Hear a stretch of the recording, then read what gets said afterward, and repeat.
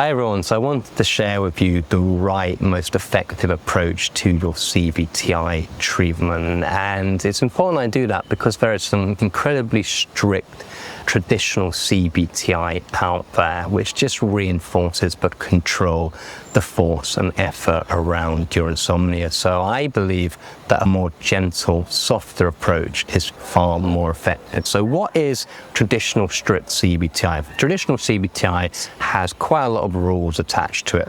If you're in bed for more than 15 minutes, you've got to leave the bed in the bedroom, do something boring and return to bed when you feel sleepy again. You should be filling in your sleep diary, and if you, for example, go to bed 10 minutes earlier than you should have done, that's really bad. And 10 minutes later you wake up than you should have done, that's awful as well. Unless you do everything absolutely perfectly, you're never going to fix this problem. And the problem when you approach CBTi in this way, and when you're taught this way, is it kind of gives you the false impression that you've got to control your sleep. People with insomnia are already controlling their sleep. They've already got thousands of rituals they have to do in order to try and make themselves sleep. The supplements, the kiwi fruits, the things they can and can't do. They can't watch TV, they can't eat out late in a restaurant. So they've already got loads of rules. And when you've got a program which has even more rules and regulations, you're just replacing one obsessive controlling thing with another obsessive controlling thing. So the way I say you should approach CBTi is gently, softly. What is my end goal with you? To get you back to the place that you used to be when you were a good sleeper. And good sleepers don't do everything perfectly when it comes to their sleep. They watch TV before bed. They drink caffeine after 3 p.m. They haven't got these really structured, rigid rules. And I think, yeah, when you first start CBTi, it's important to have a little bit of structure with your sleep. Things like the sleep window are there to rebuild your sleep pattern, get your body clock and your sleep tribe working for you rather than against you. But once you rebuild your sleep pattern, which can happen surprisingly quickly, when you think about people that move between time zones, it only takes them about a week or so to adjust to, say, an 8-hour time zone difference, and then they're sleeping normally in that new country. So these are good sleepers I'm talking about. And really you can get your sleep drive and your body clock working for you very, very quickly with that fixed wake time, with giving yourself enough sleep opportunity but not too much. Your body clock and sleep drive will very quickly respond. I know with my own CBTi, after literally 5 days, I started to get that sleepy feeling back during the daytime, and I was looking forward to going to bed again. My sleep was far more predictable and consistent, and that literally happened within a week. I mean, I wasn't fixed, everything wasn't going perfectly, but things were going well. And I should probably say now, my CBTi course was absolutely fantastic. It was how I kind of modeled my own approach, that soft, gentle kind of approach as well. So just kind of a little disclaimer there. But yeah, so approach your course softly, approach it gently.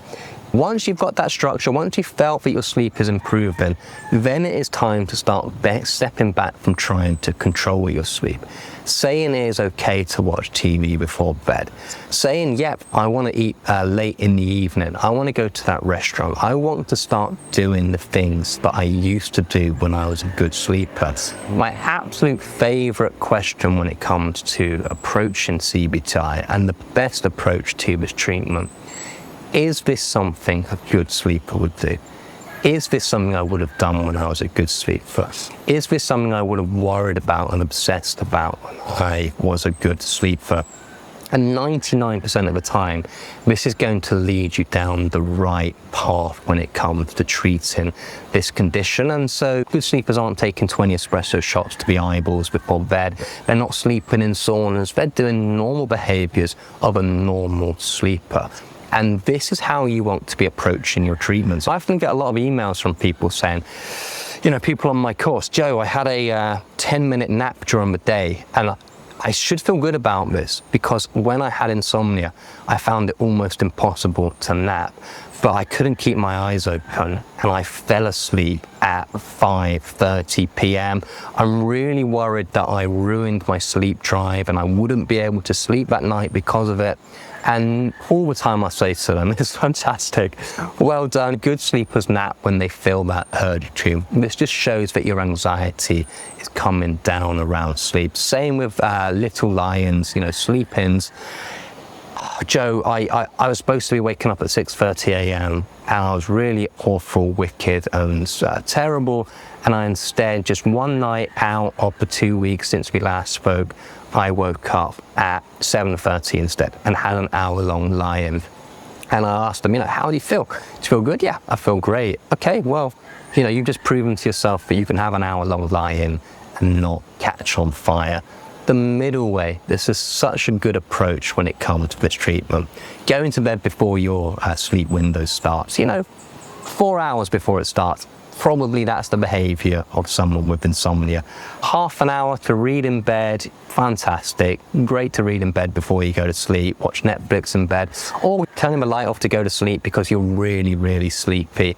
Fantastic as well. Please, when you're approaching CBTi, don't be unkind to yourself. Don't be harsh with yourself. Don't hit yourself with a stick and believe that you've got to do everything perfectly, otherwise it's not going to work. That's the complete wrong mindset when it comes to your treatment. People who do not have insomnia are not controlling, they're not obsessive, and in order to get to those thought patterns of a normal sleeper, a good sleeper, it's helpful to start cultivating the same sort of thought patterns as well. So whenever you feel you have messed up when you're doing CBTi, when you haven't stuck to it perfectly, by doing it imperfectly, you're actually doing it. So there's something behind me which is making some odd noise. Whoa, what's this? So hopefully it's not something that bites or stings. Where was I? Yeah, by doing it imperfectly, you're actually doing it perfectly, because good sleepers, they have imperfect behaviours when it comes to their sleep. They deliberately choose to go to festivals which they know is going to impact their sleep. They deliberately don't have this perfect environment when it comes to their sleep, the perfect sleep hygiene.